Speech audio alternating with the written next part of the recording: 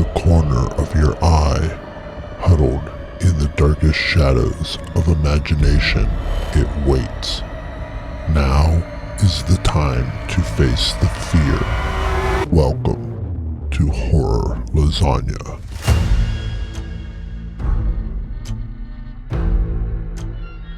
Embrace the trepidation.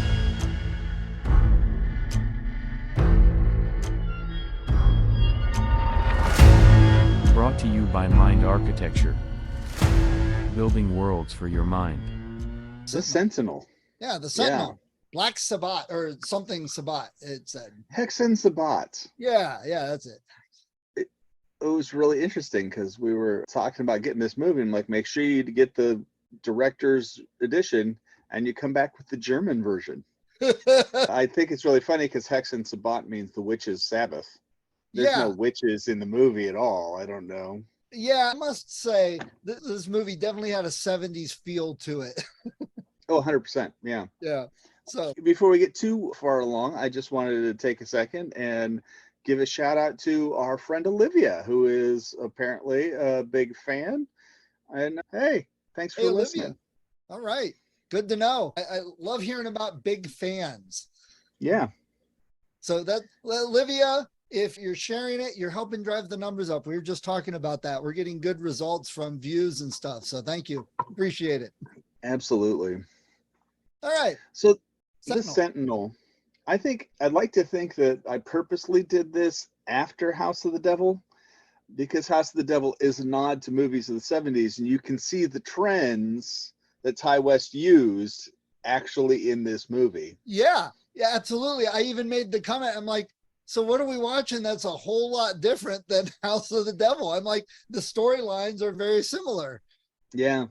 The job in this is you don't know what the job is. You just get stuck in the job. Yes, they do focus quite a bit on lawyers and modeling, especially at the beginning. That's not the job that is going on. And clergy. Clergy's in there too. Clergy, yeah. Evil little viceroys or monsignors running around. Yeah, they certainly don't make the Catholic Church look good in this one. It's really funny. This movie's an American movie. It's from 1977. And at the time, this movie gets compared a lot with Rosemary's Baby. Okay.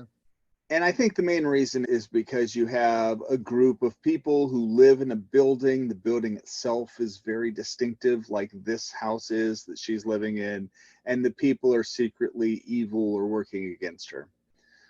But I always looked at this movie as more akin with The Exorcist or The Omen, because in the 70s, there was this rash of movies where the Catholic Church was almost like the hero. It was like this big, and you don't know it because it's some secret sect of the Catholic Church that you've never heard of. As somebody who goes to church on Sunday, you've never heard of these shadowy organizations that are out there. But they ended with this film. After this movie was done, there's a big break until, what was that one in the 80s? Mouth of Darkness or something Prince like that? of Darkness. Prince of Darkness, with the glowing green Satan in a tube. Satan in a tube. So this kind of marked the end of that period for about 10 years until it started to become more popular again. Because right around Prince of Darkness, we got Stigmata shortly thereafter and a couple others. Yeah, it picked up from there on out. This is a big studio film. This is a Universal film. And it's really funny where Universal got their influence from. They got their influence from Airplane. I see that. Not at all. So Airplane came out and they took a bunch of super old, super famous actors from the past and put them all into one movie, and it was a huge hit. Ah, okay, yeah. And so Universal opened up the catalog and went through and said, hey, who do we have who was really popular like 10, 20 years ago that we could cram into this movie? And that's my first comment. Huge list of actors that I hadn't even seen some of these in a while because they were from the 60s, 70s or whatever. Yeah. Yep. And you're going to sit here, especially you younger listeners, you're going to be like, oh, it's going to be a bunch of old people we've never heard of. But it's people like Jeff Goldblum. Yeah. is in this movie, and Christopher Walken is in this movie, and these are some Early. of their first films that they Yeah. were ever in. Yeah. And Sarandon, Chris Sarandon, who Fright Night and Princess Bride. Absolutely. This is a big studio production. It was made for $3.7 million, which, accounting for inflation, would have made it a $20 million film if they were making it today. Wow. That's pretty high end for the things that we review. Yeah, that very. And then Universal was ridiculously hands-on. In fact, if you enjoy this movie, it is in spite of everything that they did wrong when they were making it. I think there's still a lot to be said with that sentence in today's movies quite often. Yeah, I personally like the movie, and the more I got into it, the more I'm like, how did this thing actually work out as well as it did with so many people meddling in it? Wow. It's a 92-minute movie. It's that nice little hour and a half sweet spot. Yep. And there are two versions out there. There's the one that we watched and reviewed, which was the one that I saw originally. And then there is a heavily edited television version that was out and about. That's why when you were getting the films, I'm like, make sure you don't get the TV one, because apparently they cut the TV one so much that it almost doesn't make sense. Wow. And that's one of the comments I made about this one. I'm like, this movie definitely could use a modern remake to tighten up a little bit of the script and writing and the story, the explanation, and so you can tell what's going on. This is one I would definitely say, if somebody really put some love into it, could have a wonderful remake that could be fantastic. Unfortunately, I think in 2013, somebody made a movie called The Sentinel, which is a spy film with Kiefer Sutherland in it. So if they do come up with it, they're going to have to call it something ridiculous like Hexen Sabat or something like that. That's a great choice. The movie, when you watch this, especially if you have that nostalgia for 70s films, this movie hits all those points. It was shot on film. It's a grainy film. Everyone's wearing those kind of disco clothes. You have this building, which is almost a character to the film. Yeah. All on its own. And I made the comment, wow, if nothing else speaks to 70s film, it's how they use the nudity in it. And I know that sounds like humorous, but it really does. There's a way that they had nude people in 70s movies that disappeared when everyone got so much more prudish in movies. And then it started to come back after like Basic Instinct, but in very minor ways. And there's just that disco orgy feel about every nude scene. Yeah, it's not even hypersexualized. No, not at all. They just very natural. Yeah, they didn't get like models. They didn't get these like beautiful people or anything at all for that. It's just, well, maybe Beverly D'Angelo, but this was an early one for her too. Yeah, lots of people with no clothes on. Is really what it boiled down to. Welcome to the 70s. Film, yeah, the film was based on a novel by a guy named Jeffrey Convitz. We have got to start getting some of these novels and reviewing these on the side. I've still got Hold the Dark. I actually started. I'm working on. Yeah. Jeffrey Convitz was actually more of a screenwriter. He had a movie that he was trying to push in the early 70s and it fell through. So he wrote this thinking about adapting it to the screen later. He wrote it in 74. And then there's a sequel that he wrote in 79 called The Guardian. But in the 80s, he could have kept on writing, I suppose. But in the 80s, he was admitted to the State Bar of California and he became a lawyer. So I don't know that he necessarily is writing anything anymore. Universal went to him and said, hey, make this into the screenplay. So he wrote the novel and he did the screenplay. And that's interesting. He became a lawyer and he had a lawyer in the movie. Like Stephen King puts a lot of writers. But I made the comment, I'm like, wow, this is one of the least lawyerly lawyer I've ever seen in a movie. He does stuff that no lawyer would do. Oh, yeah. He makes Saul from Better Call Saul look like some sort of Supreme Court justice. Yeah, he does. So apparently Convitz's book, it started out as this thriller about people who watch over the gates of hell and keep demons from coming out, which is the gist of the film, actually. But like his sequel, it went into space. It became some sci-fi thing and just like really jumped the shark. So Sounds like a Halloween or Friday the 13th. Yeah. The film was directed by Michael Werner, and Michael Werner was picked by a Universal executive to be the director in this film. Konvitz was not a fan, and he worked closely with him, and he kept trying to get him to do something, and Werner's just, no, we're not going to do that. And just would blow him off and go in other directions. Wow. But yeah, Konvitz is not a fan. He said Werner was too pedestrian a director to make a good horror film. And he was an egomaniac. But that's apparently. coming from a lawyer, though. Yes, a lawyer / author. Horror author. Winter was not Universal's first choice of director. They wanted Don Siegel to do it, who directed Dirty Harry and Escape from Alcatraz, but he didn't want to dip his toes into the horror genre. Werner, on the other hand, like the thing that he's probably best known for are the Death Wish films. Oh, okay. So again, he's not really a horror director per se, but it was interesting to me that they were looking at Don Siegel too. I'm like, what's with all the big gun vigilante film directors that they're looking at for this movie? Actually, he did a fairly good job of nailing the horror movie of the time. He did. He definitely had some skill as a director to be able to direct what needed done. And this is what I think is amazing, because like I talked about all the pressure that Universal's doing on this. They're hand-picking people for stuff. And the funny thing is Michael Winter like just completely ignored everybody with choices that he wanted to make. He didn't like Konvitz. Konvitz didn't like him. He didn't care. He just basically disregarded most of the notes that he gave him. Universal wanted a different actress for the role for Amanda. Is that her name? Allison. Allison, yeah. And then Winter wanted Christina Rains, and so he just cast her. Boom, she was done. In the long run, she did not like working with him. She didn't like his style. She thought he was rude. She thought he was brusque. But she says she's never watched the film because it brings up too many negative emotions for her.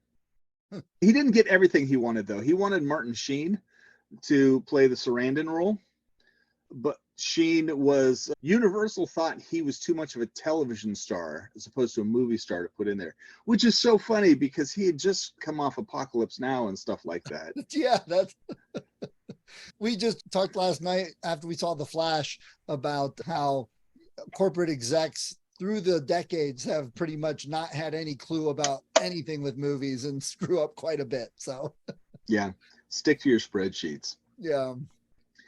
Universal wanted to get John Williams to do the score, but John Williams was busy working with this guy named George Lucas on a little side project. Small sci-fi, yeah. So he was busy. They tried to get a guy named Michael Small, who was also unavailable. So they ended up hiring Gilles Millet, who was a French composer. He had done the sound for the music for the Andromeda Strain and the $6 Million Man. Oh. All of the music from those, that was all him. Which at the time, both of those would have made him very popular. Yeah, and it's actually very dynamic music throughout, and it's very 70s. It hits, and it's not even like you can say it hits that genre, because that's just what it was. It wasn't like a style anyone was aiming for. But nowhere did the music really stand out. There's not like themes that you heard and could sing or whatever. Yeah. Michael Winter was the one who directed it. He was born in the UK. He died in 2013. He was a vocal British conservative until the mid-90s. And then suddenly he switched to the Labour Party. And I always wonder about these people who are like lockstep, like politically oriented people until all of a sudden something happens. And then they like completely flip to the other side. I don't understand how that happens. But that happened. Not enough involved in the British government to have any clue. He directed 42 projects, including The Nightcomers, which was a prequel to The Turning of the Screw, The Innocents from season one. Yeah. He did Serpico. He did Death Wish 1, 2, and 3. So that's where he's at. Some actors who worked with him in the Sentinel didn't like working with him. They found him cruel and confusing, but he claimed he never worked with any actor he would ever consider difficult to work with. I think it's mostly because anytime anyone told him anything, he would just choose to ignore them. That's a good way to work, though. Obviously, it didn't stress him out. Yeah, the film was nominated for 4 awards. It didn't actually win any. The cast, however, is huge. There's 5 Oscar winners and 8 Oscar nominees in the cast of this movie. Through various decades, not just 70s actors. So some of these, this was a beginning for them. They weren't known. They went on bigger 80s and 90s, whereas some were big back in the 50s and 60s. So I was like, wow. And not even with the names and the faces I knew and recognized, none of their parts, none of them stood out as, oh, this is so-and-so acting as this thing. They were young enough or old enough compared to what their heyday was that they were able to pull it off without being distracting, that they were this A-list or whatever. It was a really crazy, eclectic mix that just, even though it probably shouldn't have, somehow actually works. Yeah. And anybody playing the 6 Degrees of Kevin Bacon, use this movie because it could probably tie in a whole lot of people. Oh my gosh, yeah. So Christina Rains played Allison. She's the key protagonist of the film. The studio didn't want her, but Winter had worked with her previously on his huge hit, The Stone Killer from 1973. And that's what makes it really odd to me that she agreed to work with him again if her experience on The Sentinel was so horrible. Did he change, or did she just forget how bad he was 4 years previously when she worked with him? Or was the first one an early film, so she was still getting her feet wet, and now she's a little more experienced, so she knows what works, doesn't, likes, whatever. Who knows? She was born in 1952 in the Philippines and moved to New York to become a veterinarian. To earn money for school, she started modeling. And so she was an actual fashion model. She retired from acting at age 40 in 1992. And then she went on to become a registered nurse. Wow. I think she's a respiratory nurse, maybe. She was involved in 46 projects throughout her career, but aside from the Sentinel, there's not a lot of titles you're going to recognize, aside from your typical TV show guest starring role type thing. Right. She was regular with Mark Harmon on a show in the 80s called Flamingo Road. Okay. Which I didn't remember. Yeah. She also claimed that there were strange things happening when they were shooting at that apartment building. And again, Steve points this out. If you're one of those people who likes to go to places, this building that the Sentinel is housed in is actually still in New York. We should do that. We should map out some of these places, like the campground that was in Alaska for the mountain one. Oh yeah, for Black Mountainside. Yeah. Chris Sarandon plays Michael. He was born in 1942 in West Virginia and married his first wife, Susan, in 1967. Who most of us probably have heard of. Yes. More people have probably heard of Susan Sarandon than Chris, to be honest. But he was in Princess Bride, so that gives him a pretty big leg up. He was, and he was in a lot of stuff. Like, he had just come off Dog Day Afternoon. Okay. And that's why the studio wanted to cast him in this role. When they did cast him in the role, because he grew the mustache and everything for the role, during the dailies, one of the guys from the studio itself didn't like him, didn't recognize him, and was, who is this Greek waiter who's in my movie? And they're like, this is Chris Sarandon, the guy you told us to hire.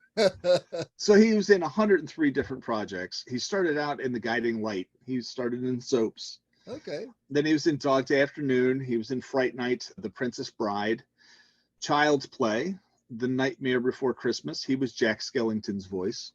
Okay. I probably knew that at some point. Just Cause. I thought that had come up recently. We had talked about Just Cause recently. He was in the Fright Night remake, and then lots of the weird little television guest spots, Judging Amy, ER, Felicity, Chicago Hope. After the movie came out, Winter said he thought they should have cast Christopher Walken in his role, which I think would have made it a very different feel for the movie. Yeah, definitely. He was a really young kid at the time, but and Walken's part was definitely way small in the movie. Oh yeah. Movie. Sarandon says it was the worst shoot of his career and made him want to quit acting. Wow. Okay. Yeah. So if you see him at a convention, don't talk about this one. Martin Balsam played the professor, the absent-minded professor. He was born in 1919. He died in 1996.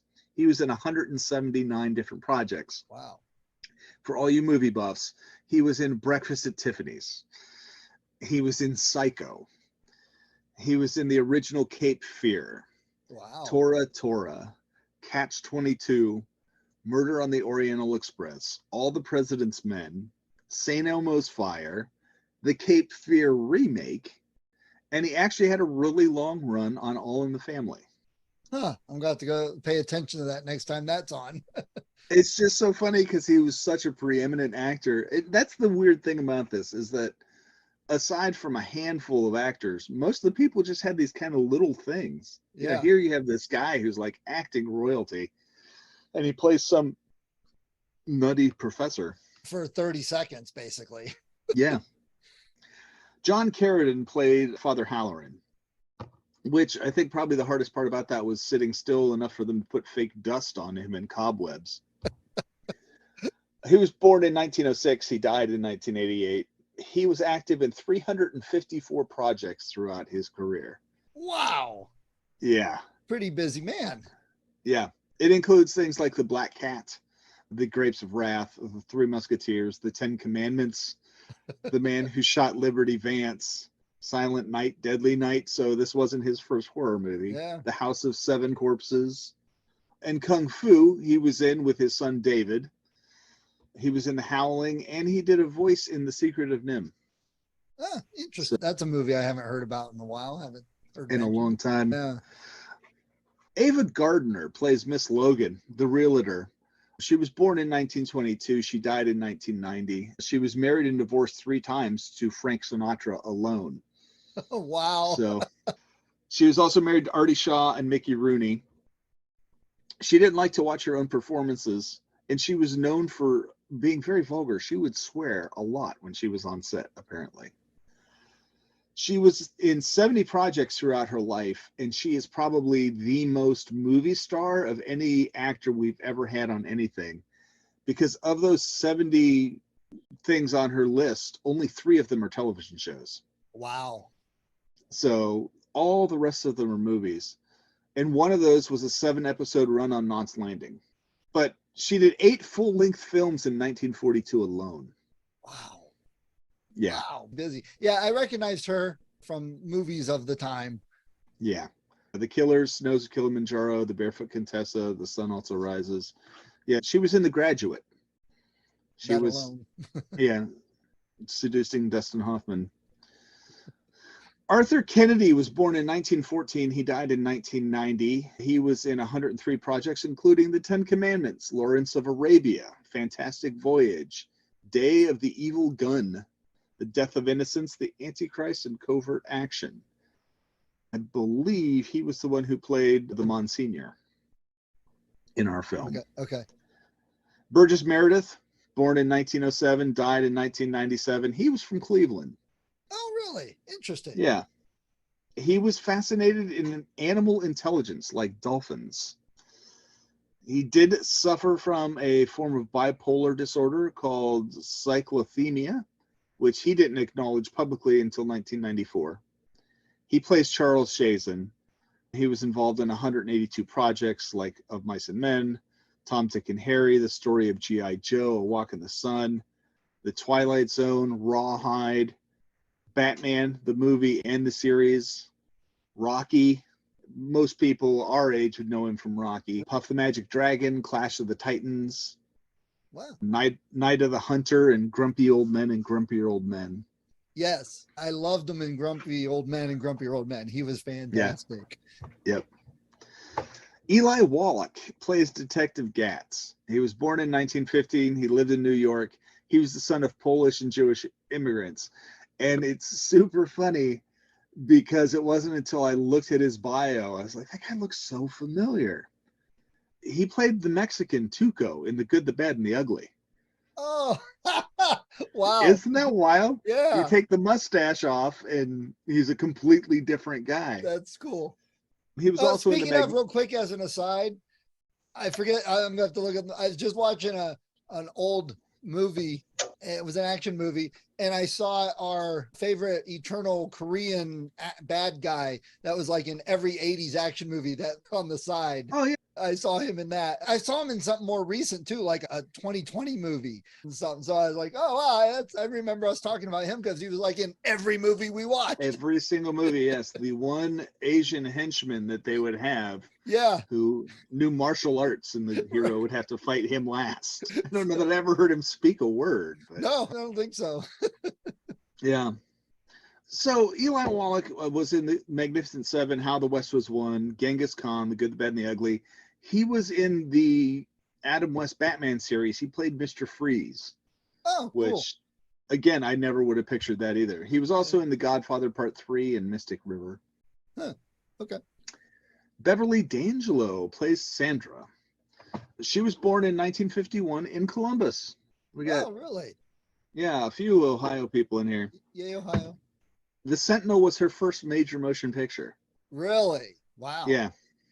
And working with Wallach and considering the scene that she does, yes, it's amazing that she went on to do anything else. Yeah, that we'll talk about it, I'm sure. But man, I can't say another film I've seen that scene particularly, except maybe Meg Ryan. Meg Ryan faked it and did it better, I thought. But yeah, she went on to do 129 projects, including Annie Hall, Every Which Way But Loose, The Coal Miner's Daughter.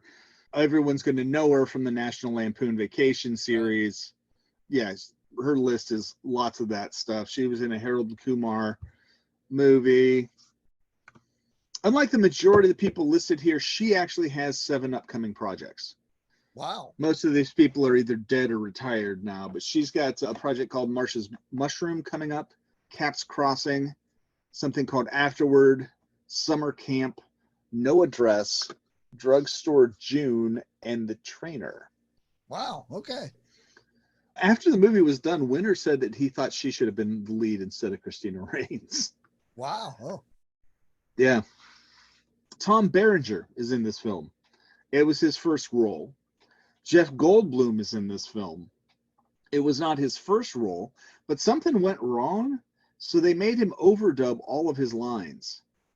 Wow. They didn't like the way his voice sounded on set, so they called him back in. So all of the lines that you see Jeff Goldblum say in this movie are him overdubbing them in studio. That's crazy. Yeah. And it's funny, Berenger was in this because literally out of the last 5 movies I've watched, he's been in 4 of them. I don't know what happened there. Some weird nexus of Tom Berenger movies. Yeah, Christopher Walken is in it as well. And Richard Dreyfuss even has a walk-on role. Oh, really? If you blink, you'll miss it. But yeah, he's a party goer. Oh, okay. Bloop.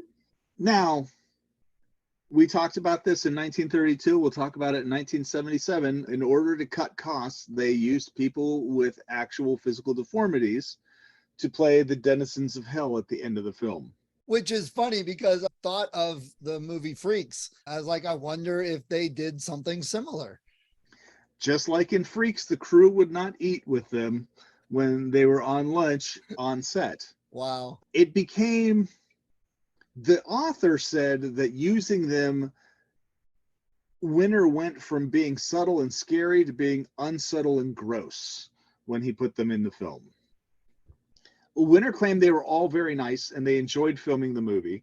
They went around and recruited them from circuses and things like that. Asked them if nobody was pressed into it. It also should be noted that he wouldn't eat with them either. It was leaked on its release and it caused a lot of controversy around the film. And I think one of the things that people point to about this film as opposed to Freaks was, just to be clear, everybody signed up to play in both of these films, right? Everybody got paid to act in both of these films. People will look at Freaks and say, here's a movie that actually uplifts people who have physical deformities. And in this film, they're used as a substitution for the denizens of hell. And so it's leaves a bad taste in people's mouths. Which you could jump in, mentioning George, you could say that about the Ewoks in Jedi too. There's a lot of that, or the Wizard of Oz with that. So it's a touchy thing in that case. It is.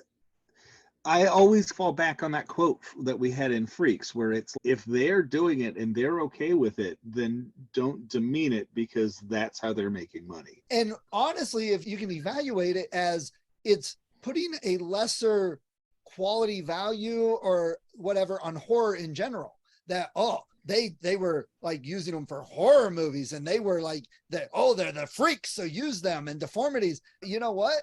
People want to be in a movie, they want to act. I'd be shot. I'd be a dead body on a killing floor. You know what I'm saying? I think what we've talked about, horror movies aren't that low level. Oh, you go to do horror movies because you can't do anything else or whatever. And honestly, if people have deformities, and this has been changing in years, but not enough. We don't have enough change 40 years later on this. But if I felt uncomfortable, even with a hair lip or something, being out in public, but I could say I was in a movie, people view you differently. And I know that's not what people want to hear, but it's human fact. So I think that using somebody with deformities in the movie gives them some self-confidence, gives them some, depending on how you treat it. Now, not eating with them kind of spoils that whole thing, but yeah. This movie also has a not fancy but lovely example of special effects of the 1977 era. So if you want to see fancy ones, watch Star Wars. It involved a lot of actual artists doing a lot of hand painting, modeling, that kind of thing. And you might be thinking, where is this in this movie? You might also remember me saying that you can actually go see this brownstone to this day. It's still in Brooklyn, I think. It overlooks Central Park. At the end of the movie, they knock it down, and there's a new building in its place. The new building that's in its place was actually a paint over on the film. And watching this movie like 3 times now, looking at it, I'm like, it's almost flawless. You can't sit there and be like, that looks flat, or there's not enough detail in it. It's an amazing job with the new bit. And all they did was just paint over top of the old one. Boom, new building. Cool. And me and Colin have talked about that, how the art of painting some big mural that's the background or part of the movie, that whole skill has fallen away because, we've got computer graphics, we'll do it there. But a lot of times these practical type effects hold up even better than the digital effects. So I vote for bringing stuff like that back. Yeah. Tony Parmalee did the special effects in this movie. There's other movies that he worked on.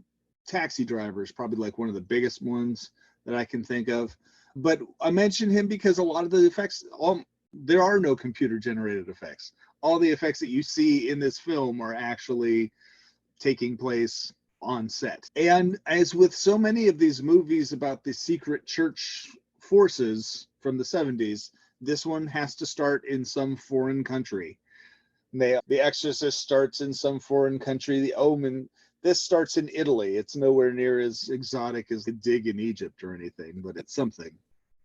You have this secret conclave of cardinals, and they're meeting in this ancient chapel. They're finalizing their plans. We don't exactly know what their plans are this early in the film. They're all wearing different kinds of robes, and I think it might be to indicate that they're from all around the world, maybe. Yeah, I would guess.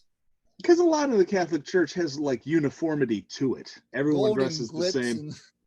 Yeah. Their overall concept of the Sentinel, they start by explaining it here that they have to watch and make sure that nothing evil enters. And at the time when you're watching the movie, they might be talking about the room they're sitting in for all we know. But they're actually speaking on a global level when you actually get the gist of the whole film. There's a nice close-up of one of these rings they have. It's like a woven cord wrapped around a crucifix. Get used to it because you're going to see it a lot in this movie. Pay attention. And then the scene ends with this ominous note as someone says, "There is danger here." Done. And then we're in New York City. We're straight from there to New York City. We're overlooking Central Park. And The the whole conclave meeting, it looked modern, but it could very well have been past times. It could have been earlier. It wasn't clear. It could have been because police or whatever standing there, their clothing looked a little older. It could have just been another country. So I think making it some ancient time would have been cool, but yeah, but you're right. It was hard to actually pinpoint a date from that first scene. And then in the second scene, you know exactly where you are and when you are, because right. Everyone's still wearing the big collars and the slightly flared bell bottoms. Yeah, oh, hey, look, Central Park. I know where we're at. Yep. We zoom in. There's a photo shoot taking place there. Jeff Goldblum's behind the camera. He's taking these shots. Allison, then it does this thing where it's just flowing from scene to scene while the credits are running. So there's that shoot in Central Park. There's an actual very serious studio shoot where he's shooting with a 5x7. And it did a really good job of capturing the look of fashion photography of the 70s. And it hasn't changed that much aside from the fact that the cameras are smaller. But interspersed with there, you have Allison and Michael. They're walking along the street. Oh, they're buying a lamp. They're having a joke. They're laughing with each other. Oh, there's a magazine on the newsstand with Allison's face on the cover of it. So we get the fact that, yes, she's not only a model, she's a successful one. Yeah. And that's a great example of how to give us all that information without some big, long, boring, stupid dialogue scene or something. I did have one question on the opening credit scenes, though. There was one scene where there's two women in a field sitting there waving their hair, but the film is played backwards. Wow, you picked up on that. Yeah, I was like, is that intentional? It was an intentional choice on their part. They liked the way that it looked running it the other direction. It went by and I never even noticed it until it popped up in the notes while I was looking for stuff. Yeah, like, okay, is that some hint of what's coming? Are they already possessed or what? Wow, good eye, Steve. I always remember the scene with Jabba the Hutt where his smoke is going backwards into the pipe.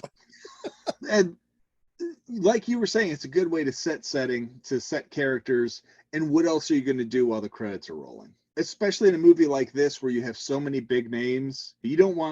We've had lots of movies like The Western. Oh, Tomahawk. Bone Tomahawk, where they didn't really give you credits. They're just like, here's the title, and that was it. But if you've got this many stars in one movie, you want to show their names. You would love to be able to roll that credit list during the commercials if you get away with it. So you have to have something to do during that. And what a great way to give back story, just imagery wise. I think back to the Christopher Batman movies. I think they did the same thing in that first one. His whole origin was within the credits and they just showed, and I liked that. Yeah. When the credits do end, we find the two are out looking for apartments. Michael's looking for a high-end place. During his tour, we confirm that he is a lawyer and she is a fashion model. Allison and her friend Jennifer are looking at smaller brownstone-style apartments. And while they're doing this, we find out that 2 years ago, Allison was hospitalized. We don't know why. Just know she was hospitalized 2 years ago. She's been with Michael ever since then, but before she marries him, she wants to have a place of her own. So that's why everyone's out looking for apartments. At the end of the scene, Allison and Jennifer are walking down the street from the last apartment they looked on. As they're blurring into the background, a hand in the foreground grabs a fence, and it's got a ring with a little rope and a crucifix on it. We now know that Allison, or maybe it's Jennifer. It's Allison. Everybody knows it's Allison. She's being watched. Back at they're back at Michael's apartment, and they're having this discussion about whether or not she actually needs her own apartment. Michael just wants to get married, but she's adamant. She wants her own apartment. She needs to be on her own. It's actually, from a psychological standpoint, it's a good idea. If you've been with this person, who's been taking care of you ever since, it's a good idea to get a little distance, stay on your own, check things out, and then you can move back or not. And in New York, $500 a month? Yeah, grab that apartment. Yeah.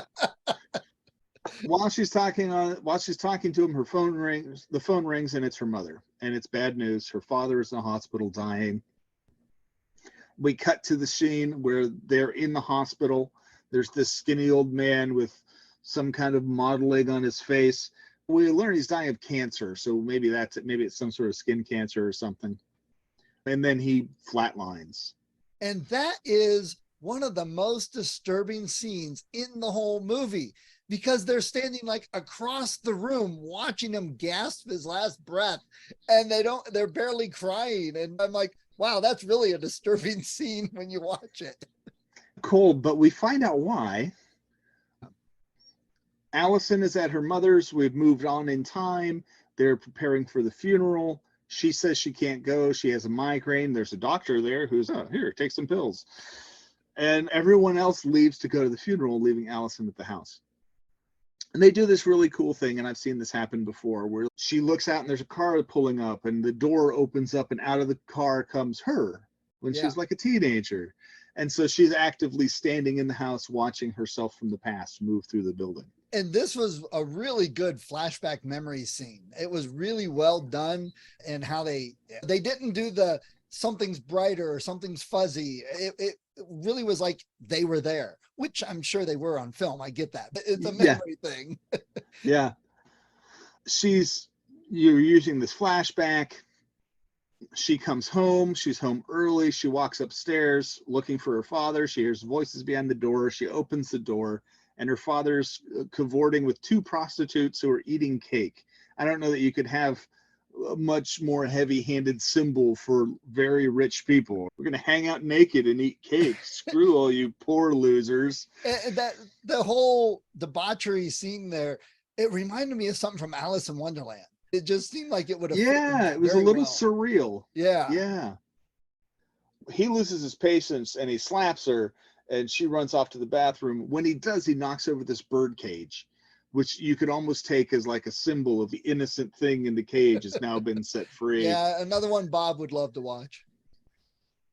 She goes in the bathroom, like right from this incident, slits her wrists.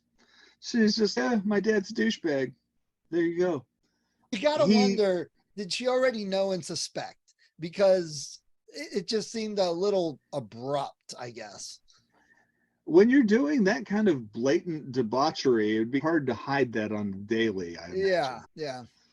Her father, concerned at her departure, goes looking for her and finds her on the bathroom floor and manages to get her help before she passes away. Of course, there was a crucifix. Of course, one of my thoughts right there was, oh, is this a Tim Robbins thing in the Jacob's Ladder? Is she really dead? And this is all happening. Yeah, that was a thought at one point. Back in 77, that would have been super cutting edge. Yeah. During her scuffle with her father, he pulls a crucifix off of her. Now she's alone in the house. She actually finds it in a box in her mother's room. And she takes it, and she's going to wear it from here on out. And you can see how wealthy they are. One, because the house looks like a museum. Yeah. It looks like you're walking through a furnished palace in France or something like that. And then two, they're sitting at dinner at this large table, her and her mother, with probably about a football field between them. And there's a guy coming and serving them. And just so you know how wealthy she came from, a background she came from, they don't even balk about talking about personal things while the servant's in there, because he's not even really a person in their eyes, really. That's probably more disturbing than the disabled at the end of the movie. Yeah. So she's sitting there talking to her mom. She's like, why did you stay with them? And her mom said, because I had nowhere else to go. And then the very next scene, that phrase comes back to haunt Michael, because he's like, why don't you just stay here? Just marry me. And she's, no, I don't ever want to find myself where I have nowhere else to go. We cut back to Michael, and he's telling her that every real estate agent in New York has called. She brings him monogram cufflinks, which it's like Chekhov's gun. If it shows up on screen, it's going to be used. When he opens the cufflinks, oh, that's going to be something important eventually. She calls this Miss Logan, Ava Gardner, about a brownstone overlooking Manhattan and asks if it's gone yet. Miss Logan informs her it isn't, and so she is off to the office. It's ironic because when she gets to the office, she's filling out this form, and Ava Gardner's character, Miss Logan, is looking at it, and she's, oh, a model. what a luxurious profession that might be. And I'm like, okay, Mrs. Sinatra, going to talk about a luxurious life. Yeah, and that made me think too. Her mother said I had nowhere else to go. You have plenty of money, you know why? Obviously, Yeah. And one of these things like Ava Gardner and a little bit Burgess Meredith, the actors are so well known, and for specific roles, they are difficult to see in something that's not a role that they're in. You know what I mean? Yeah. It would be like seeing Harrison Ford in a sitcom. You'd be like, what's Indiana Jones doing in this New York apartment? He was in Sabrina, the remake of Sabrina, which is a rom-com. Yeah. And we get the 6 glimpse Days, of 7 Nights, which is definitely an action comedy. Sorry. No, it's fine. We get a glimpse of this ivy covered building as the yellow cab pulls up. They go in through these doors. There's a little step down to get into the ground floor. Her apartment's on the second. The main door to her apartment, I just find it fascinating, was a sliding door. Yeah, it was like a barn. Yeah, that would not fly today because it's against fire code. But still, I thought that's cool. The apartment comes furnished, and again, it's like full of museum-like antiques. Yeah, it's not just furnished. It has paintings on the wall. It has the lamps. It has rugs. It has every little end table. It is like someone's been living there. That was weird too. Yeah. The only thing that really bugged me about the apartment was that there's a set of stairs that go up in the apartment, and she never goes up those stairs. We don't know what's up there. And then there's this whole thing coming up later about somebody being in the apartment above her, so much so that the chandelier in her bedroom wiggles while they're walking around up there. And I'm like, but she's got stairs going up. It's like the Winchester house. Yeah, they just don't go anywhere. Yeah. Miss Logan says that'll be $500, and Allison says, oh, that's too much. And Miss Logan says $400 is not excessive, and then pretends like she never did say 500. So Allison is getting the apartment. While they're leaving, they look up to see this old man staring down from this window at the top apartment. It seems to unnerve Allison a bit, and Miss Logan says, oh, he's a blind priest, and he's senile, and he doesn't do anything.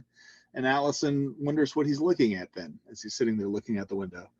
So you got to wonder, and this is jumping from the end, knowing the end, the real estate lady, she's definitely in on this. 100%. It was so clear right from that point there.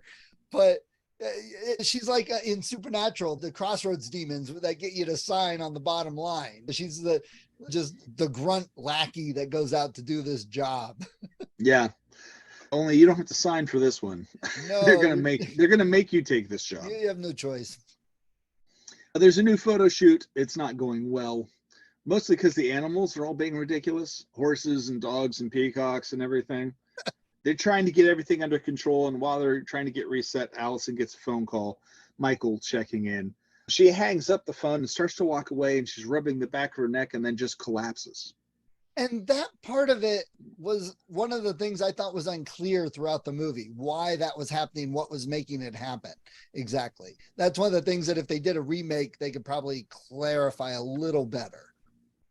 Yeah, so at the end of the film, she's Allison at the start of the night, and then she's like an old lady by the next morning. Right. And so I always saw it as like her physical transition into this form has started now since she's taken the apartment. I don't know. But you're right. They could definitely extrapolate on that. Yeah. She's telling Jennifer about her passing out. She said it didn't last very long. They gave her some medicine. She seems fine with it. She really blows off any problems with her health throughout this thing. Yeah, she certainly does. Jenny's in the new apartment with her. She's going to take off before Michael gets there. She must have something to do. She leaves, and then the doorbell rings, and Allison thinks it's Michael, opens the door only to meet Mr. Charles Chasen, complete with parakeet on his shoulder and a cat in his hands. Grumpy cat. Yes, he claims to be the neighbor from 4B. His bird's name is Mortimer, and the cat's name is Jezebel. And he lets himself into her apartment. Just comes on in. Lets the cat loose. Yep. He does a great job playing an eccentric old man. Yeah. It's just phenomenal. He talks about how... No, go ahead. How Herbert Hoover was his favorite president.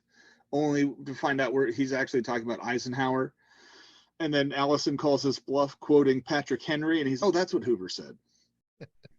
I did like these interesting characters they bring into it, because the other denizens of the apartment, they are some really interesting characters that are not stereotypical, they definitely did very well with that. That was one of my favorite parts of the whole movie, was all the other characters in the building. Supposed. Yeah. I was actually really bummed when they disappeared in the second half. Yeah. It was like, where'd they all go? He asks if she's going out. She says she's got a friend coming over, and he says friendships often blossom into bliss, which is like going to end up being his catchphrase by the end of this movie. She asks if he knows the neighbors, and he says he knows them all. They're all very nice, except for that priest who lives above him. He says, if there's anything you need, just ask. And she says, oh, okay, can I use your phone until mine gets hooked up? He's, oh, you could, but I don't have a phone.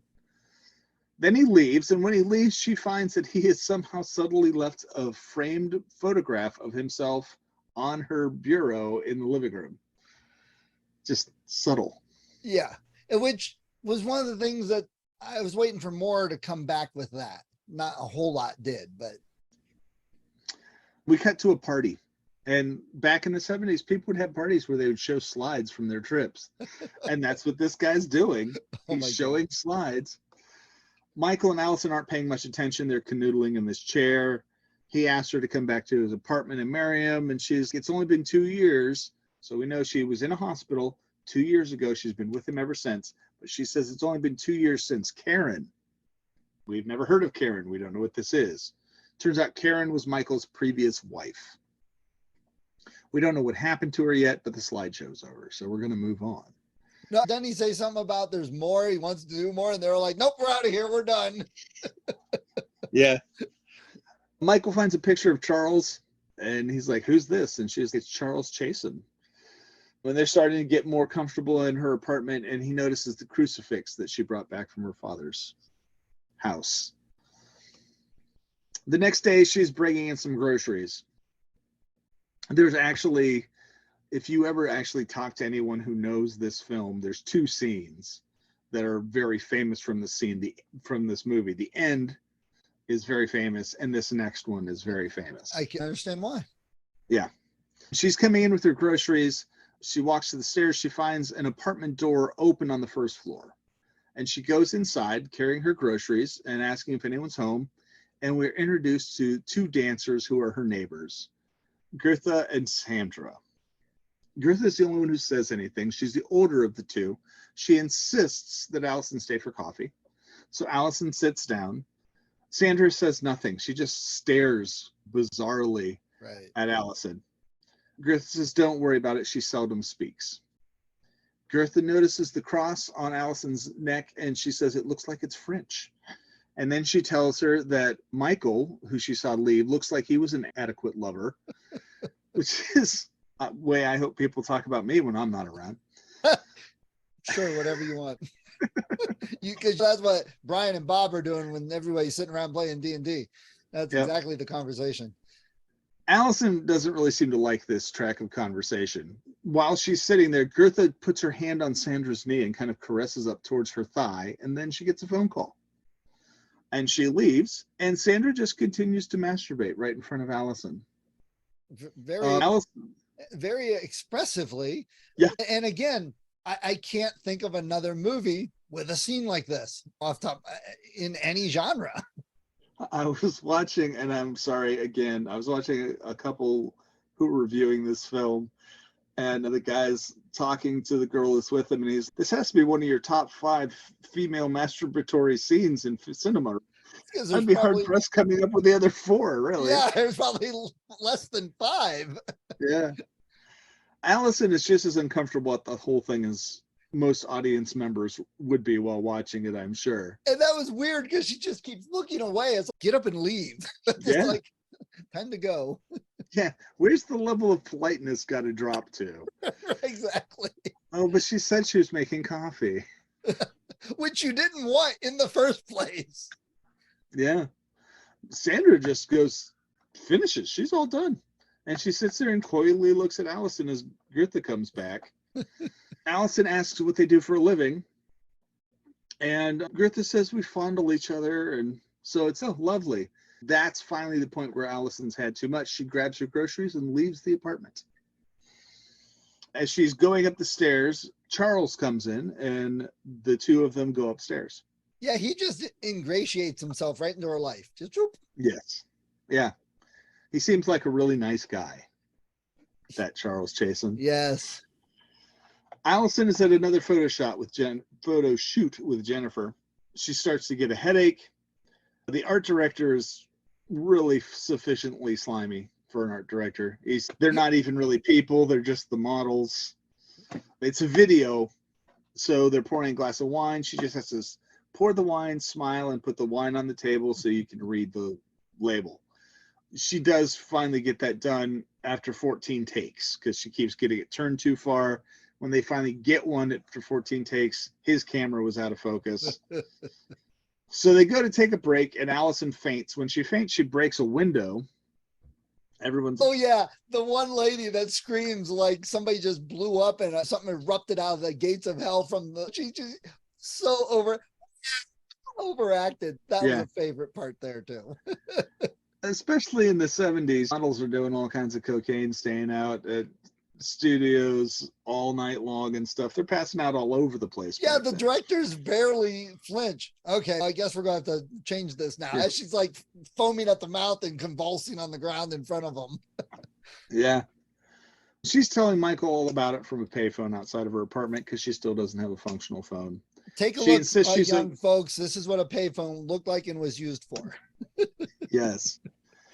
She insists she's okay. She's with Jennifer, and the medicine she has from the hospital seems to be working. And then she heads up to her apartment, and she's watching television. And it doesn't look like Jennifer came in with her. So is she really with Jennifer? But yeah. Her doorbell rings, and she opens it to find Charles standing there with a carnation. And that's a good... He insists... That's a good point, actually, because nobody else sees these other characters. So you almost got to wonder, is she like even going into another realm, or is she back falling asleep again? If you start paying attention to who's with who, dream state. Yeah. I hadn't thought about that. Charles insists she come up with him to his apartment. Before she goes in, he insists she wear a red blindfold that he puts on her. His door is adorned with a Christmas wreath. Everything is very red and green about Charles Chasen here. He goes inside and takes the blindfold off her and introduces her to the other guests. Sandra and Greta are there, as well as Mrs. Clark, who he says lives on the 4th floor with him. Miss Emma and Miss Lillian are from 3B, and Malcolm and Rebecca Skinner, who moved out because their apartment leaked. That was the apartment directly above hers. The ceiling above them leaked into their apartment. It's empty now. And they said, and it can't be fixed, so nobody can rent it out. I'd be wondering about this whole place at that point. Yeah. But they do say they come back quite often. Yes, they do. They like to hang out with the other people here. It's a birthday party for the cat Jezebel. Charles puts on a record on a Victrola. It's a polka, and he and Allison start to dance. Everyone else seems to be enjoying it. They're clapping. They're clanking spoons together. The two old ladies from 3B say it's bringing back memories. I remember. Like they're like suffering from senility or something. And this is another Alice in Wonderland type scene. He very much acts like the Mad Hatter. Yeah, he does. Sandra and Gotha get up and they want more music. The record starts skipping, and Charles just seems to have lost his patience for it. So he just stops, and they all seem kind of petulant, like they want the party to keep going. And it makes a lot of sense when you get to the end of the film, because these are people who haven't partied in a very long time. So Mrs. Clark says, "Black and white cat, black and white cake." This phrase becomes important just because it's one of the few things Allison can remember about this party when it's over. Yeah. Everyone sings happy birthday to Jezebel, and then we cut to Allison in bed. She's having a hard time sleeping. She has this nightmare, and it's all in a green filter. She gets up off a floor in her nightmare, and Greta and Sandra are naked playing cymbals. And all the people from the party are there, including Michael, and they're just staring at her. She's wearing a white dress, which Sandra just rips off of her. Then she's seated at the couch by the door. There's two prostitutes she caught her father with. She's all embarrassed and uncomfortable, and she runs to Michael's arms, but he doesn't seem to care. And then she wakes up from this nightmare, and And there's a this, noise. I was going to say, and this is so interesting and different than the memory from earlier, the way it was filmed and portrayed. So, any thoughts of any of this being the dream get blown away here because we had a dream and that dream sequence was way different than. So, it is a little bit playing on what's real, what's not, but it does change it up here, which I liked. I thought that was cool putting those two different ways of doing it and techniques in there. Yeah, everything's very monochrome, and Yeah. there is noise from the apartment above her, which she knows is empty because she was just told. So much noise that her chandelier in her room is actively swaying back and forth. So she gets out of bed, runs to her door, puts the chains across the lock. The noise that was above her bedroom ceiling seems to follow her into her living room, but nothing really seems to happen. Right. She locks the house up, and we get a new scene the next day. Michael is making a phone call to this guy, Jim Brenner, who is a private investigator, and asks him to look into the noise above Allison's apartment. And Jim that's Brenner another, that whole above her apartment, that's another area of the whole story overall they could have made clearer and cleared up some, answered a few questions on it throughout the movie, because it kind of hangs without definite answers by the end. It could have very easily turned into like a Room 237 out of The Shining kind of deal. Where, yeah. But so we have this guy that he's asking to look into, Jim Brenner, but Jim Brenner does. Oh, you cut out. I can't hear you. You got really loud and then you cut out. Nope. I heard you for a second and then you were like really loud and then nothing. I see your lips moving. I can assign words to you. I heard something. Yeah. Okay. Can you hear me now? Yeah. Okay. Yeah, I was just saying that Jim Brenner doesn't actually say anything like throughout this entire film. The private investigator. Not that he really gets much of a chance, but Allison, for her part, goes to meet Miss Logan for coffee. And she's asking her about the neighbors. There's this party at Charles's. There's this noise in the apartment over hers. Miss Logan just looks puzzled, and then she informs her that aside from the priest, Allison is the only person living in the apartment.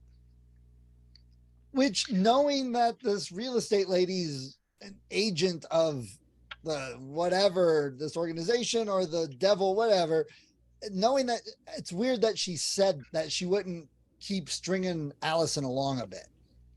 Part of me thinks that the building is owned by the diocese and that maybe they just pay her to push the apartment onto whoever they send. She doesn't know anything else about it. That's true. Yeah. Miss Logan goes with Allison, afraid that there might be squatters in the building. And we get this view of the priest in his apartment from his apartment instead of from the ground floor like usual. Everything is dusty. Everything's covered in cobwebs, including the priest himself. Yes. And then the Monsignor is in there with the priest, and he says that he is there to relieve him of his burden. Allison and Miss Logan go into Gertha's and Sandra's apartment, and everything is falling apart and covered in cobwebs. So it's nowhere near the nice place that she stopped in at the start of the day. The apartment above hers is equally empty. Charles's apartment, dusty, cobwebs, empty, nothing there. Miss Logan doesn't really seem like she believes her, but Allison is sticking to her guns. She says she wants to see the old priest. Knocks on the door, no one answers. Allison insists Miss Logan let her in, and she's like, I'm not doing that. That's highly improper. And then that was probably the most Ava Gabor thing she could have possibly said. And then she walks away. Yeah. And yeah, she leaves. Jim Brenner has a picture of Allison, heads off to investigate her apartment building. Allison calls Michael, finds out from his secretary that he'll be out of town for the evening. So she puts on a record, glass of wine, and she must fall asleep because the needle's just bouncing off the edge of the record when she wakes up in the middle of the night to turn off a record player. So for all you young people, you can pay attention. This is how records work, the Victrola and this one. Yes, this one's a little fancier than the Victrola. Didn't have to wind anything up. And I even thought that when they were showing the one scene, she was walking up and they had the record player sitting there. And I'm like, yeah, I remember those days when you had a big console system sitting there. That was like a pride moment. It was a piece of furniture. Yeah. She's heading into her bedroom. We can see Jim Brenner walking up to the building. The noises start over her apartment at about 3:30 in the morning. Chandeliers are swinging back and forth.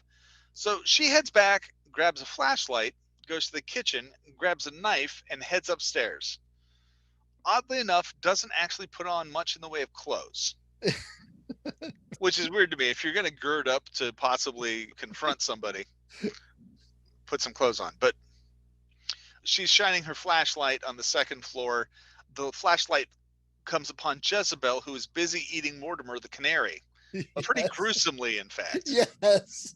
They have a we hate each other moment between them, and then it grabs the canary and takes off. So she goes up to the apartment on floor 3 and heads inside, shining the flashlight around. It appears to be empty. Now, wait, so okay, I'm jumping ahead a bit. You know, the whole thing's spoilers, so who cares? They talk about the murderers later. That's why the cat's there. The cat's a murderer also. I didn't catch that too. I was just thinking about it while you were saying it. Yeah, it just appears to be a cat. Right. Yeah. She continues deeper into the apartment. She finds it's just as empty as it was the day before. Her flashlight starts to die. Apparently, Leslie Vernon takes care of her flashlight for her. She's trying to get it. It's a big universe. We only watch everything we watch is one big universe. All movie. Connected. Yeah. She's trying to get it started again, and then the door behind her opens, and a slender, seemingly naked figure goes right past her. She shrieks a little, says hello, but the figure completely ignores her. She follows, asking what it wants from her. Who is it? But it doesn't say anything. Staring into the darkness, she turns on her flashlight only to illuminate her father, standing like a corpse, covered with his cancer. She shines the light on the bed and sees the 2 prostitutes sitting on the bed as he reaches out for her, and she runs. As she's running, she knocks over a table onto the carpet. It's got razor blades all across the top of it, which I thought was a really nice little subtle symbolism thing going on there. She ignores it, runs for the exit, and then her father comes around the corner and grabs her by the hair. She then proceeds to jack him up, stabs him in the eye, cuts off his nose, slices his arm, stabs him in the chest, runs out of the building with blood on her nightie. The old priest, who is blind, is looking on as she collapses in the street, screaming as neighbors from surrounding buildings come out. Now the part with this whole scene that a little confused and wondering was they made it her father and she got to stab him. So it's kind of like getting those pent-up feelings, getting revenge or back at him or whatever. I think that took away from everything else in the film. It almost made it a little confusing as to why her father was in there also at first. It's just one of those areas I think could be cleaned up a little bit if they redid it. Hint, somebody should redo it. I think it'd make a great movie if they did it right. I think if you look at the main goal of the Devils in this, where they're trying to get her to commit suicide, using a demon that looks or is her father, which was the first time she committed suicide, and going back to that memory over and over again. That's true. Yeah. Maybe I'm just talking out my ass. No, I think you're right. I think that's a valid point. Maybe it just could have been as the story more overt. Yeah, I don't know, a little clearer, cleaner, or done just differently, give it a different feel. You know, that could just be me. Yeah. Michael is waiting in the waiting room, and then in comes Detective Getz and Christopher Walken. And Getz seems to know Michael. Getz already knows all the details of this case. We find out from this conversation that Michael's previous wife, Karen, committed suicide, which the detective so lovingly illustrates with a gesture as he jumped off a bridge. And Christopher Walken seems to find that kind of funny. He doesn't say much in this movie, but he just hangs out looking cool. And we also find out that Michael has a type. Yes. Yeah. It turns out that Karen jumped off the bridge because Michael was having an affair with Allison, his mistress at the time. And when she found out that Karen jumped off a bridge, she tried to overdose on pills. That's why she was in the hospital 2 years ago. Yeah, there's some people need to just take a step back from the drama of their lives and say it out loud and then realize, wow, that really does sound ridiculous. I need to change my ways. The doctor comes in telling them they can have 5 minutes. Michael goes straight to her on the bed and she is not waking up. And the doctor says she's not going to. She's heavily sedated. She'll be fine in a few days. Thanks for the 5 minutes. Yeah. Yeah. Also, thanks for just letting me go in with my fiance. Oh, and the police too. They can come in. Sure, why not? Michael calls Brenner's office. He hasn't been in his office. His secretary doesn't know where he is or when he'll be back. I think the secretary was an interesting enough character. They should have given her own spinoff. Yeah. I don't know where Mr. Brenner is. Doing her nails. Yeah. The detective ends up getting vaguely chewed out by his superior officer because Michael's a lawyer and the lawyer's office called to complain that this guy's hounding his guy. The captain just wants the case dropped. Getz isn't ready to do that. He says that they say that the blood on the girl was her own. And back then, people, there was no DNA evidence, so it was just blood type. It matched her blood type. And all the people everybody that she says was in the building, none of them actually exist. Although one of the names the captain seems to remember, Anna Clark, but he's not sure why. Michael has this book that he shows to Allison, and it's got a picture of Anna Clark in it. Turns out she was a convicted murderer who was executed in Sing in 1949. And so now this whole thing where you had these spooky things and these very bizarre people, now they're gone. You're like, oh, is it just a haunted house? Is this a haunted house movie? Or is she crazy? She's tried to commit suicide twice. There is a car found in a construction site a week later that has a body that looks an awful like Jim Brenner. And the wounds on it seem to line up with the wounds that Allison performed on her father. So it does kind of look like maybe he popped up and she just lashed out with a knife, which was my first thought, actually, when that happened. But and then shoved him in a trunk and took him to the auto yard. And then, yeah. That would be the Catholic diocese that did all that. Yeah, that's a common everyday thing. Common everyday thing for church. Yeah. Allison is staying at Michael's apartment now. Michael calls Brenner's office, but this time Christopher Walken answers the phone because the police are there. When Michael hears the dulcet tones of Mr. Walken, he just hangs the phone up. Getz takes photographs of the captain and points out that now he's got a body, and this body is the same blood type as the girl. And he also points out that Brenner has information about Michael. Turns out Brenner was a dirty cop who got kicked off the force for extortion. And Getz has this theory that Brenner's always worked for Michael, who he says is a shady lawyer and had his wife killed. That's a theory, but okay.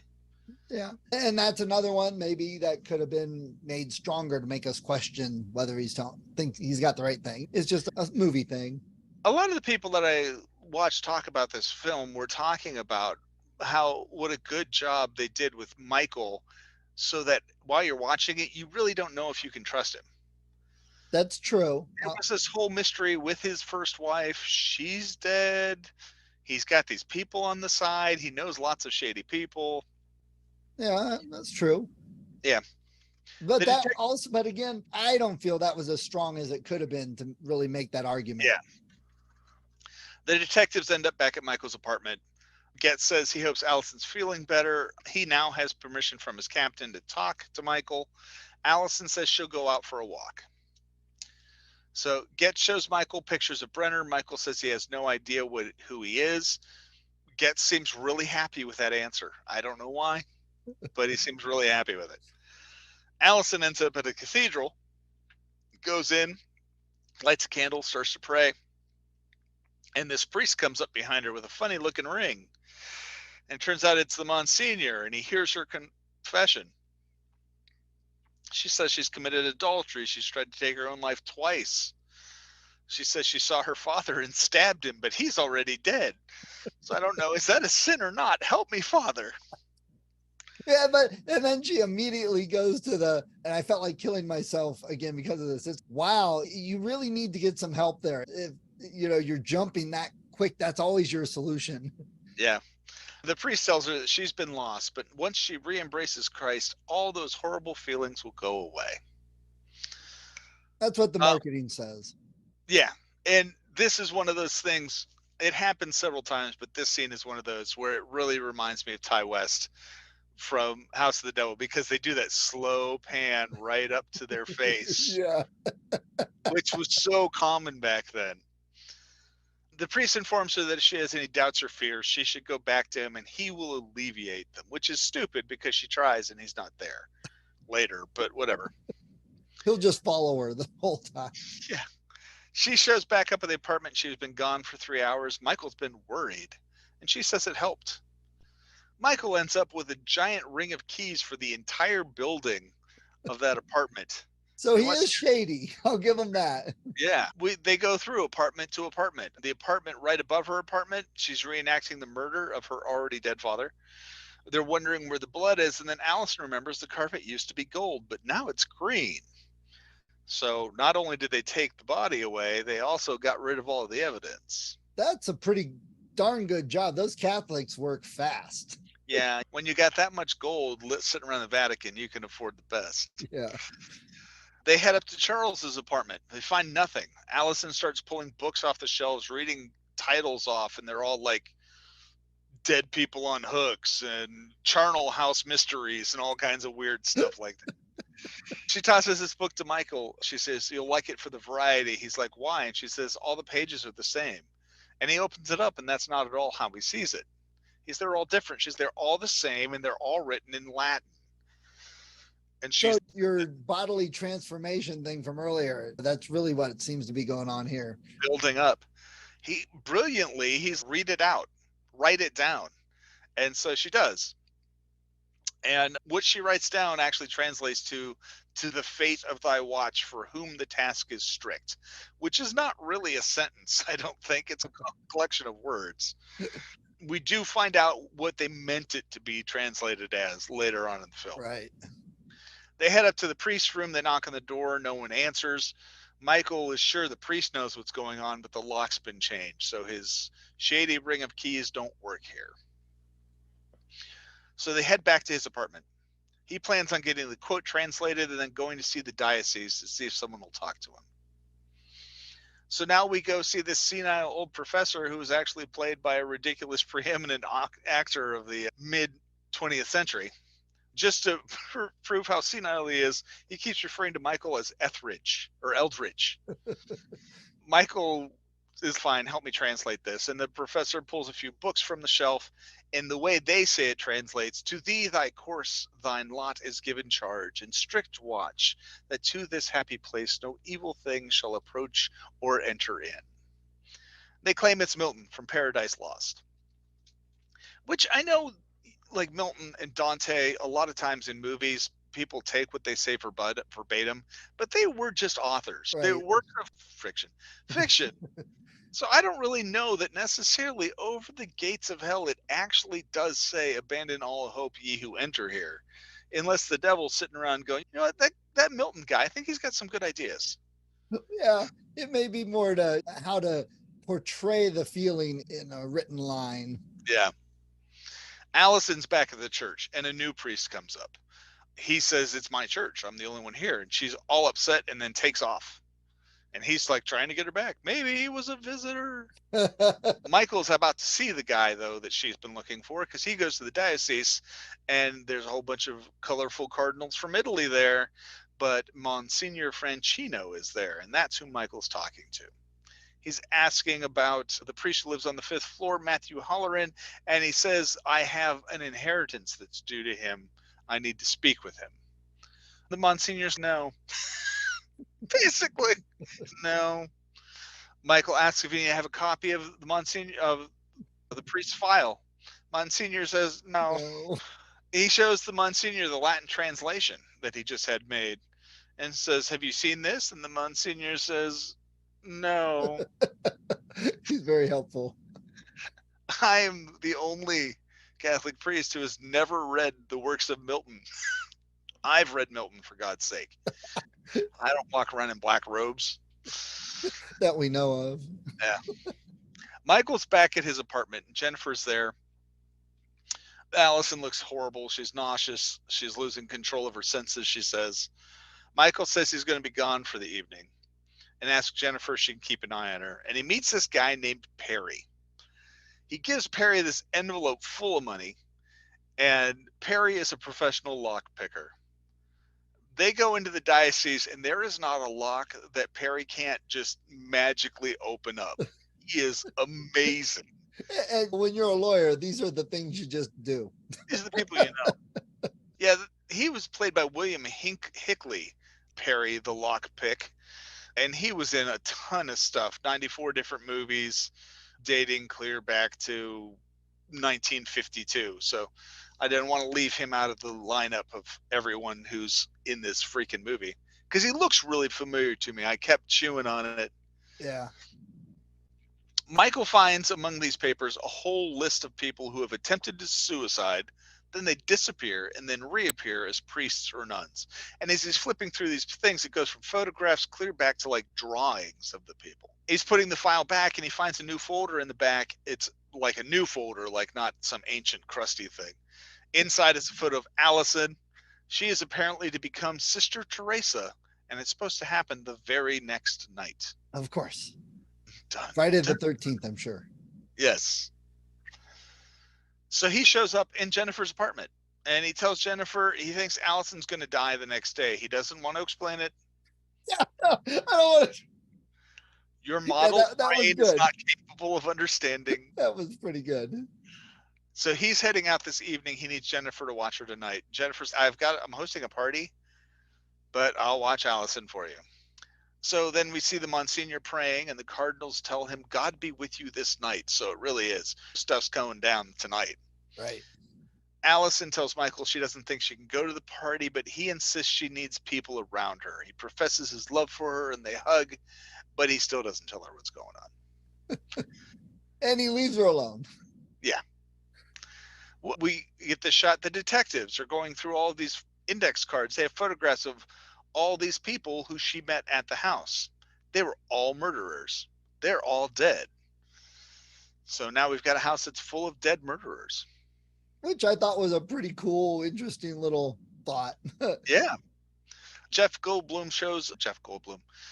Allison goes to Jennifer's apartment, and Jeff Goldblum sees her and is like, there's something wrong with her. A little bit of coke. Yeah. He asks Michael, and Michael's, there's nothing wrong with her. What are you talking about? The Monsignor is back at the house looking up at the father in the window. We're going to have a bunch of scene bouncing here as they're trying to pick the pace up. Yeah. Michael heads out, leaving Allison in Jennifer's hands. She doesn't look good. She lays on this couch, just subtly weeping to herself. Michael's now at her apartment. He opens his glove compartment and pulls out the snub-nosed pistol. Again, real good lawyer. Was that line from Breaking Bad? No, you don't want a criminal lawyer. You want a criminal lawyer. It's kind of Michael in this case. Yeah.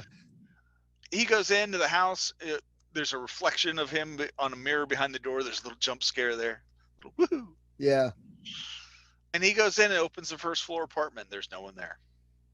Back at the party, Allison screams and collapses on the floor. And Jennifer's, call the doctor. While Michael's still going through the house, searching empty room after empty room. Jeff Goldblum takes Allison to Jennifer's bed, lays her down on the bed. We get a shot of the clock. It is 1 minute till midnight. Michael checks his watch, notices something odd about a panel in the distance, and he starts ripping this wooden panel apart in the hallway. In the meantime, Allison manages to give everyone at the party the slip by going out a window. That was a little weak because we all know where she's going. Why doesn't somebody just go after her? But Yeah. Michael removes the boards, revealing this gate to hell with Milton quoted directly over the gate to hell. Again, just an author, people. Michael is startled by the priest who tells him, this is Father Halloran, who tells him, this is the gate to hell. And then Michael starts badgering him the entire time the priest is going upstairs. Downstairs, Allison is approaching the front door. But the priest is, Father Halloran is not only old and decrepit looking, he's covered in dust and cobwebs, and he just sits on this chair, not moving for who knows how long. And I have a comment on that at the end. Just something about that. I just wonder how long you have to sit before dust would actually accumulate on you. That statue that the Monsignor leaned against earlier had cobwebs and stuff all over it. So it's been a couple minutes. Michael threatens to kill him if he doesn't tell him what's going on, and he doesn't say anything. He just sits there. And Michael actively starts strangling him, and he doesn't seem to react at all. Again, a good lawyer move. Yeah. They knock over this light. The camera scrolls with the light as it falls. Then we see these statues, and a hand, looks vaguely like the Monsignor's hand, grabs this statue and apparently beans Michael in the head with it. So, knowing the end, this is a little jump. Was that really the Monsignor, or was that just another one of the demons? I would think it was actually the Monsignor, because I think if you have someone specifically watching the gate to hell who somehow, through their own personal powers, are keeping the gate closed, if you could kill that person, wouldn't it make the gate open? I would think so, yeah. And granted, the demons don't seem to actually be able to do any physical violence to anyone, because, like, we find out that they can't actually hurt Allison. She has to do it herself. But here's some other guy who is actively strangling the priest. Just let him go. The whole thing is an interesting twist to the story and what's going on and all that. But again, I just felt many parts of it could have been a little stronger in the story.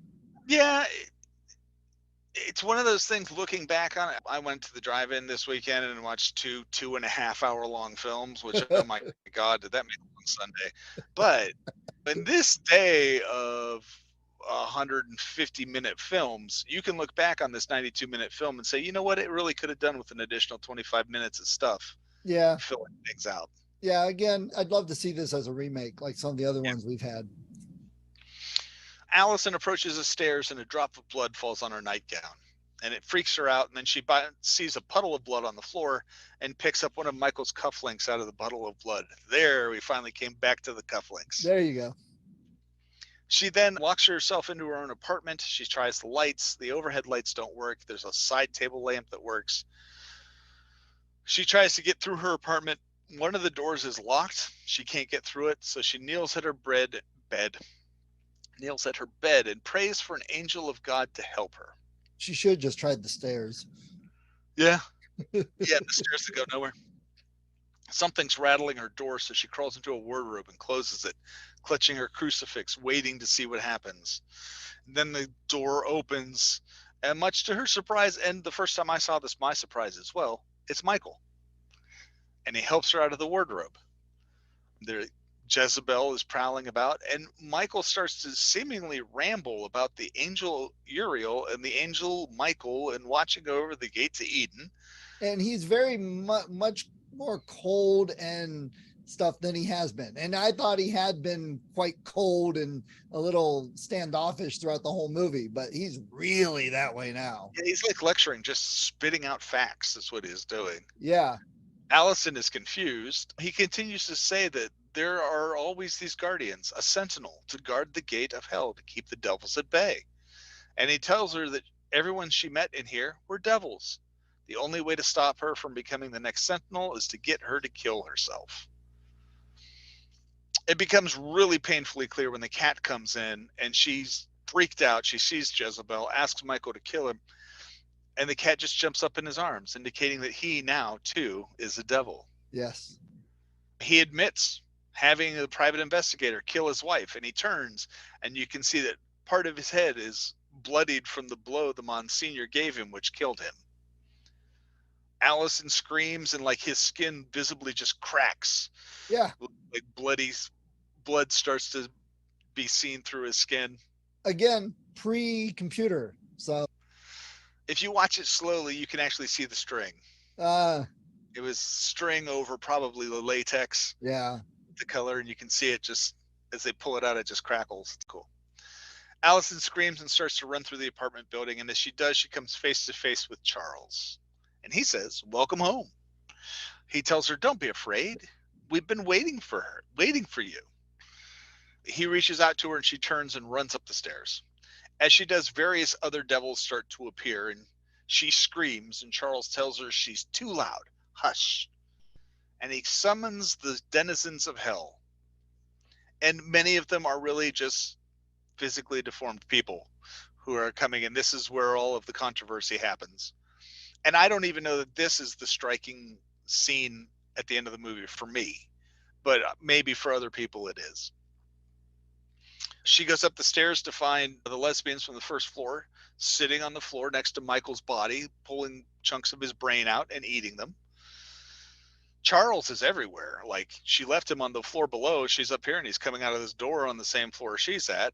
And denizens continue to just flood into the hallway, these devils. They chase her upstairs. She runs into the spirit of her father. He reaches out and grabs her hair again, but she breaks free and continues up. At the top of the stairs, she finds the prostitutes who were with her father when she tried her first suicide. And then she goes into Halloran's room, and it's quiet. There's just one beat where, like, it's quiet, and there's a lit candle. Then she turns when she hears Jezebel growl at her. She turns to find Charles and the denizens of hell, and he is bringing her a dagger. And he's giving this whole speech telling her to join them, be the queen of their palace here. He turns the dagger and hands it to her, telling her to take it. Remember that friendships can blossom into bliss. Michael's standing there holding Jezebel, and Charles says, be with him. And she gets into this kneeling position. He repositions the knife to put it on her wrists and says, just be well again. And just as the knife touches her skin, you hear this voice say, stop. And Gandalf's there saying, none shall pass. We need all the quotes like that. It's the Monsignor.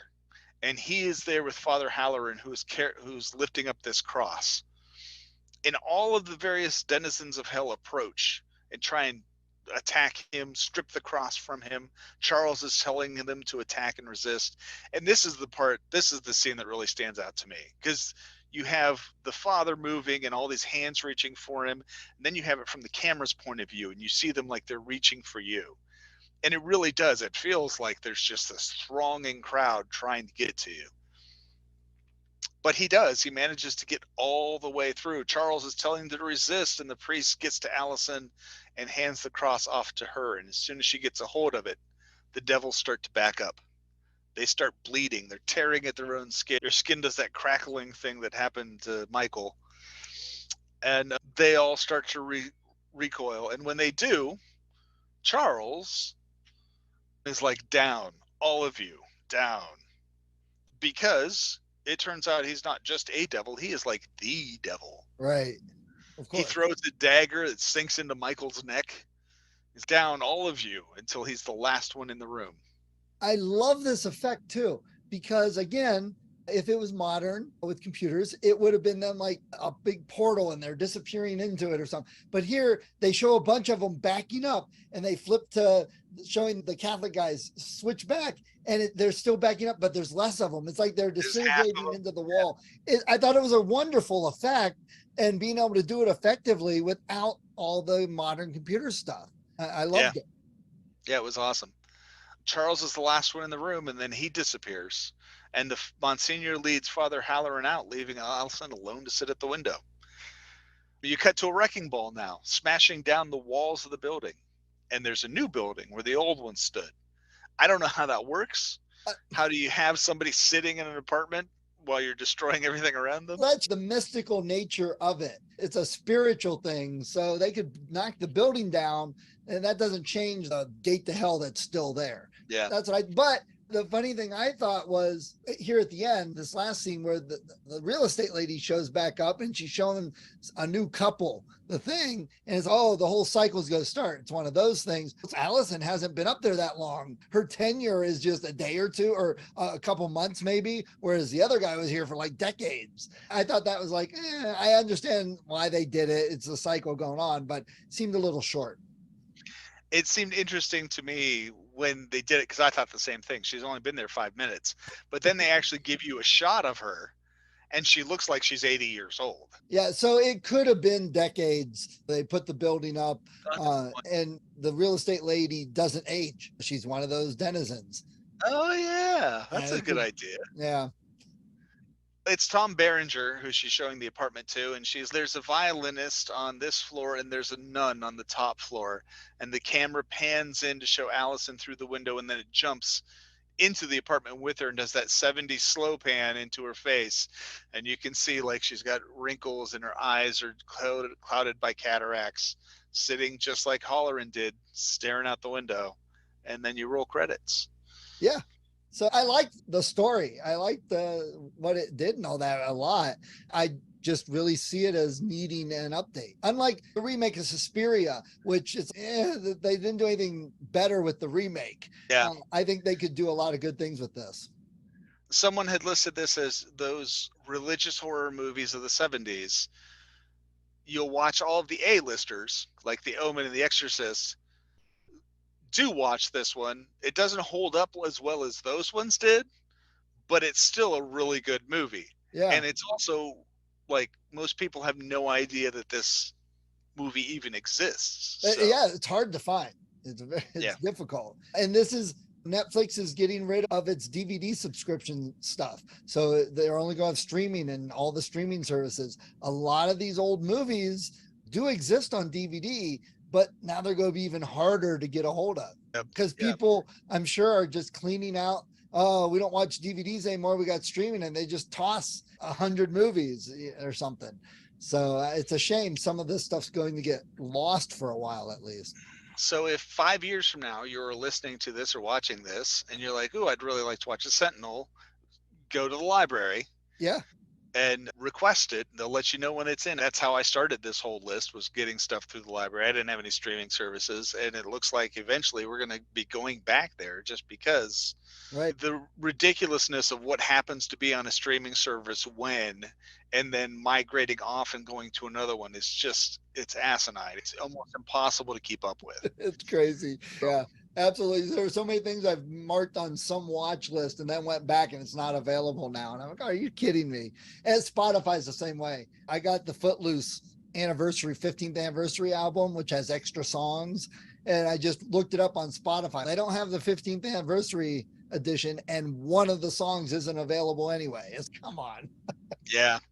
Yeah. And as far as the jobs go, here she was applying for a job she didn't even know. Didn't even know it. Yep. It's forced on her. It's a little rougher than being the babysitter. Absolutely. I don't know. Not necessarily good things for the babysitter at the end of that either. All right. So what's next? Next, we have our last for this season movie about job with the police. This is Last Shift. An American film from the mid-2010s. All right. Last Shift it is. Cool. Yep. All right. We'll talk to you later, man. All right. Take it easy. If you enjoyed this horror movie review, please check out all of our seasons, all of our horror movie reviews at horrorlasagna.com. And whatever you listen to this on your podcast, or if you watch the videos on YouTube, please give us a like, give us a review, give us a thumbs up. Something that helps others know, hey, I liked this. This is some good stuff. It would really help us out a lot to grow the audience and help the podcast keep going. Also, we do have some t-shirts available on the website. So if you'd like to wear a Horror Lasagna t-shirt or one of the other shirts we are working on, please check it out at horrorlasagna.com. And once again, thanks for listening. Hope you enjoyed this episode.